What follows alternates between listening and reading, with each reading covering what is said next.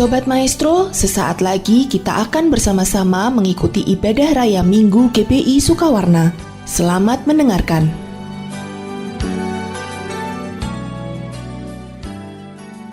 Shalom, Jemaat Rayon 2 yang dikasihi Tuhan, dimanapun saudara berada, sekalipun kita berjumpa secara online, tapi saya tetap percaya hadirat Tuhan ada beserta dengan saudara, menguatkan kita, sembari kita menyelesaikan bulan-bulan terakhir kita di tahun 2022. Saudara, hari ini saya dapat pesan Tuhan yang kuat mengenai memuridkan generasi selanjutnya. Jadi hari ini saya ingin berbicara mengenai memuridkan generasi selanjutnya.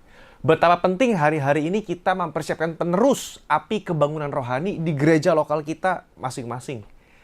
Dan kalau saya bicara seperti ini, beban ini bukan hanya untuk gembala, bukan hanya untuk koordinator ibadah, bukan hanya untuk ketua youth, tapi kepada seluruh jemaat, kepada seluruh orang tua yang hadir. Mungkin saudara hari ini memiliki profesi sebagai guru di sekolah, saudara mungkin sebagai pebisnis, saudara punya toko, saudara sebagai orang tua, atau saudara mungkin belum menikah tapi engkau memiliki adik-adik rohani. Setiap kita sejatinya dipanggil untuk memuridkan generasi berikutnya.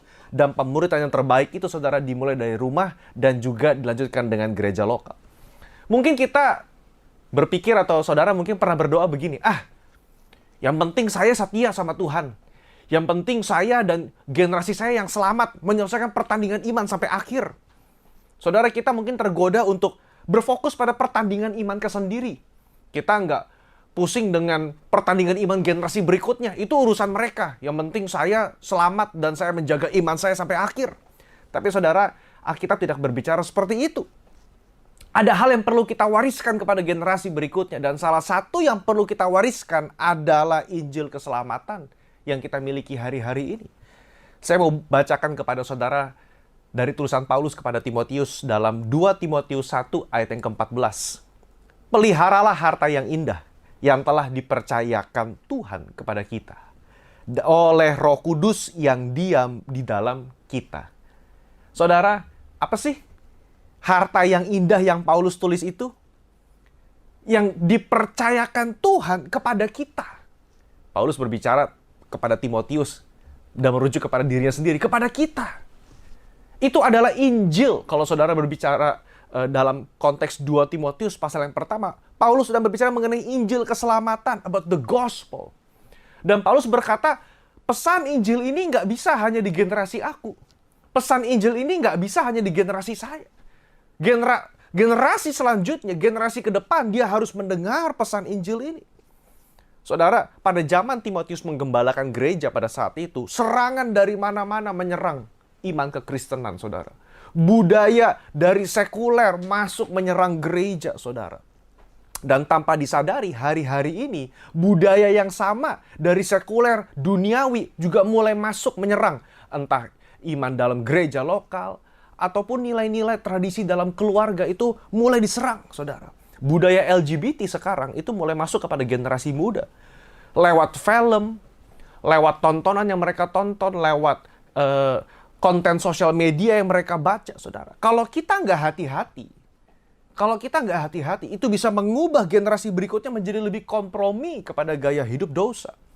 Maka dari itu Paulus berkata, Timotius, peliharalah harta yang indah itu yang dipercayakan. Hari ini saya ingin berbicara kepada orang tua, kepada bapak ibu, dimanapun engkau mendengarkan khotbah ini, peliharalah harta yang indah yang Tuhan titipkan dalam hidupmu dan dalam hidup anak-anakmu. Jangan sampai generasi berikutnya mereka nggak bisa mengenal Injil keselamatan yang benar itu. Jangan sampai mereka menjadi kompromi dan mengecilkan nilai Injil yang Tuhan telah bayar dengan hidupnya sendiri. Saudara, kita mungkin berpikir, Pak, itu terlalu berat.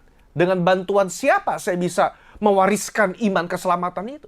Makanya ayat yang sama dikatakan oleh Roh Kudus yang diam di dalam kita. Dengan bantuan Roh Kudus yang hidup dalam hidup saudara dan saya, kita bisa mewariskan iman keselamatan. Kalau hari ini saudara mendengar orang tua, mentor, pembina rohani, melihat perubahan zaman yang begitu cepat, mungkin kita dengan mudah merasa ciut dan rendah diri dalam melayani generasi berikutnya. Karena itulah Paulus juga mengingatkan kepada Timotius, Tim, kita nggak berjuang sendirian. Ada Roh Kudus yang beserta dengan kita, yang diberi untuk membantu dan menolong. Saudara, perhatikan, saya sangat tertarik dengan kehidupan Timotius, saudara. Kenapa? Karena dia adalah seorang anak muda yang dipilih sebagai mentinya daripada Paulus, dan bukan hanya mengikut Paulus kemana-mana, tapi dia diutus, diperlengkapi, diberdayakan menjadi gembala muda, saudara. Ya. Dan Timotius itu memiliki track record iman yang panjang. Kalau saudara lihat dalam 2 Timotius pasal 1 ayat yang kelima, saudara lihat bahwa iman Timotius itu sudah dimulai dari iman yang ada di neneknya Lois, saudara. Dan turun kepada ibunya Eunike. Dan akhirnya diwariskan imannya itu kepada harta yang indah itu diwariskan kepada Timotius. Saudara, Tuhan nggak pernah mengecilkan pelayanan orang tua loh. Kalau hari ini saudara berkata, Pak, saya hanya ibu rumah tangga. Saya hari ini hanya ibu rumah tangga. Mungkin saya nggak bisa terlalu aktif di gereja. Saya nggak bisa terlalu aktif pelayanan. Saya mau katakan menjadi orang tua adalah pelayanan yang mulia. Karena saudara mewariskan iman itu kepada anak-anakmu. Justru hari-hari ini, saudara, orang tua memiliki andil yang besar dalam mempersiapkan generasi berikutnya. Yang takut akan Tuhan dan bisa mengarungi dunia yang berubah dengan sangat cepat ini. Timotius nggak egois dengan generasinya sendiri. Kalau Paulus mempercayakan kepada Timotius untuk bisa mewariskan iman itu, Timotius juga tidak berhenti di generasinya dia sendiri. Mari kita baca dalam 2 Timotius pasal 2 ayat yang kedua. Paulus berkata kepada Timotius, "Apa yang telah engkau dengar daripadaku di depan banyak saksi, percayakanlah itu kepada orang-orang yang dapat dipercayai, yang juga cakap mengajar orang lain." Saudara perhatikan, artinya Paulus memberikan tugas kepada Timotius untuk meneruskan dan mewarisi pengajaran, Injil keselamatan, kehidupan iman kepada generasi selanjutnya agar tidak hilang. Saudara, dan ini yang perlu kita lakukan hari-hari ini. Jemaat yang dikasihi Tuhan, sebagai orang tua, sebagai pembina rohani, sebagai mentor kakak rohani, apapun profesi kita, saudara, kita punya satu panggilan, mewariskan iman kepada generasi berikutnya. Bagaimana kalau kita tidak mewariskan? Perjanjian lama, saudara, punya banyak kisah mengenai kegagalan satu generasi mewariskan iman kepada generasi berikutnya. Hari ini saya mau lihat satu kisah, saudara. Ya, tentu saudara familiar dengan kisahnya Yosua ya. Yosua adalah seorang anak muda yang menjadi asisten Musa. Dia mengikut Musa, dia dipilih Tuhan menjadi asistennya Musa. Dia terlibat dalam peperangan, saudara. Dia maju di depan peperangan, dia membela bangsa Israel. Dan akhirnya ketika Musa mati, Yosua dipilih menggantikan Musa. Yosua memimpin bangsa Israel masuk ke tanah Kanaan, mengambil tanah perjanjian, perang, saudara, sana-sini, luar biasa. Tapi saya ingin membahas satu kejadian di zaman setelah Yosua. Mari kita buka bersama dalam Hakim-Hakim pasal 2 ayat 7 sampai yang ke-11. Saya bacakan bagi Bapak Ibu. Hakim-Hakim pasal 2 ayat 7 sampai yang ke-11. Dan bangsa itu beribadah kepada Tuhan sepanjang zaman Yosua dan sepanjang zaman para tua-tua yang hidup lebih lama daripada Yosua, dan yang telah melihat segenap perbuatan yang besar yang dilakukan Tuhan bagi orang Israel. Dan Yosua bin Nun, hamba Tuhan itu, mati pada umur 110 tahun. Ia dikuburkan di daerah milik pusakanya di Timnat Heres, di pegunungan Efraim di sebelah utara Gunung Gas. Perhatikan Bapak Ibu, setelah seluruh angkatan itu dikumpulkan kepada nenek moyangnya, bangkitlah sesudah mereka itu angkatan yang lain, generasi yang berikutnya, saudara, yang tidak mengenal Tuhan ataupun perbuatan yang dilakukannya bagi orang Israel. Apa yang terjadi? Orang Israel melakukan apa yang jahat di mata Tuhan dan mereka beribadah kepada para Baal. Perhatikan bahwa bangsa Israel beribadah kepada Tuhan pada zaman Yosua dan pada zaman tua-tua. Kenapa? Karena mereka melihat perbuatan Tuhan dengan mata mereka sendiri. Mereka adalah generasi yang melihat 10 tulah yang diberikan Tuhan kepada Firaun dan Mesir. Mereka masih mendengar cerita itu dari nenek moyang mereka. Mereka bangsa yang mencicipi mana di padang gurun. Mereka bangsa yang melihat tiang awan dan tiang api. Mereka adalah generasi yang melihat mujizat Tuhan di padang pasir. Tapi setelah generasi itu mangkat, setelah Yosua wafat, setelah para tua-tua dipanggil Tuhan, bangkit satu generasi yang tidak mengenal perbuatan Tuhan. Kok bisa generasi setelah Yosua tidak mengenal perbuatan Tuhan? Saya nggak tahu apakah mungkin nggak diajarkan, dianggap remeh, mungkin Yosua terlalu sibuk berperang, Yosua terlalu sibuk mengambil tanah perjanjian sampai dia lupa mewariskan iman kepada generasi berikutnya. Hari-hari ini ada pesan Tuhan yang sangat penting. Jangan sampai kita terlalu sibuk dengan pertandingan iman ke sendiri. Jangan sampai kita terlalu sibuk mengambil bagian kita dari tanah perjanjian sampai kita lupa mewariskan iman kepada generasi berikutnya. Ada satu prinsip penting yang bisa saya ambil. Generasi ayah yang tidak peduli akan melahirkan generasi anak yang jauh dari Tuhan. Saya ulang sekali lagi. Generasi ayah yang tidak peduli akan mewariskan generasi anak yang jauh dari Tuhan. Saya yakin kita nggak ada yang mau seperti itu, saudara. Maka dari itu ada setidaknya 3 hal yang dapat kita lakukan, saudara, untuk bisa memuridkan generasi berikutnya. Yang pertama, saudara, dalam Mazmur 78 ayat 3 sampai yang keempat. Mazmur 78 ayat 3 sampai keempat, yang telah kami dengar dan yang kami ketahui, dan yang diceritakan kepada kami oleh nenek moyang kami tidak hendak sembunyikan kepada anak-anak mereka. Tapi kami akan ceritakan kepada angkatan yang kemudian, puji-pujian kepada Tuhan dan kekuatannya, dan perbuatan-perbuatan ajaib yang telah dilakukannya. Saudara, ayat ini berkata begini, kami nggak mau menyembunyikan perbuatan Tuhan. Adakah saudara secara aktif sharing kesaksian hidup dengan anak-anak di rumah? Apakah saudara pernah sharing mujizat yang pernah saudara terima pada waktu muda dulu? Atau pengalaman berjalan dalam iman, di tengah kemustahilan, di tengah sakit penyakit, di tengah penderitaan, saudara sharing bagaimana Tuhan menolong saudara. Sesederhana itu. Saya punya anak kecil, saudara. Aviel, anak saya usia 5 tahun. Yang kedua, Briel usia 3 tahun, saudara. Mereka masih balita, masih batita, saudara. Nggak ngerti pemahaman teologi. Saya mau cerita khotbah teologi panjang mereka nggak perlu, karena mereka masih anak kecil. Tapi itu tidak menghentikan untuk kita bisa mewariskan iman kepada generasi berikutnya. Apa yang harus dilakukan, saudara? Sesederhana mengajarkan mereka berdoa. Ketika maminya sakit, ketika adiknya sakit, ketika saya sakit, kita ajarkan, ayo tumpang tangan, doa sama Tuhan Yesus. Doanya sederhana. Mungkin hanya 1 kalimat, cuma 2 kalimat. Sembari ketawa-tawa. Mereka belum bisa serius. Tapi itu artinya mewariskan iman. Menceritakan pengalaman yang kita alami sebagai orang tua kepada anak-anak itu penting, saudara. Saya mulai cerita bagaimana saya berjumpa dengan Tuhan. Saya nggak tahu dia mengerti apa tidak, tapi saya ceritakan. Saya saksikan. Kalau saya disembuhkan Tuhan, saya bilang, Avial, Tuhan Yesus sembuhin papi. Tuhan Yesus juga bisa sembuhin kamu kalau kamu sakit. Yuk kita berdoa sama Tuhan Yesus. Saudara, hal sederhana seperti itu namanya mewariskan iman kepada generasi berikutnya. Dari situ, pelan-pelan ketika anak mulai dewasa, mulai bisa berpikir secara kritis, kita bisa ajak diskusi mengenai Allah yang bisa menyembuhkan itu. Sekalipun dunia di sekitar kita berkata, mungkin Allah tidak bisa berbuat mujizat, tapi kita mewariskan iman itu, saudara. Yang kedua, dalam Amsal 22 ayat yang ke-6, dikatakan, didiklah orang muda menurut jalan yang patut baginya. Maka pada masa tuanya pun, ia tidak akan menyimpang dari jalan itu.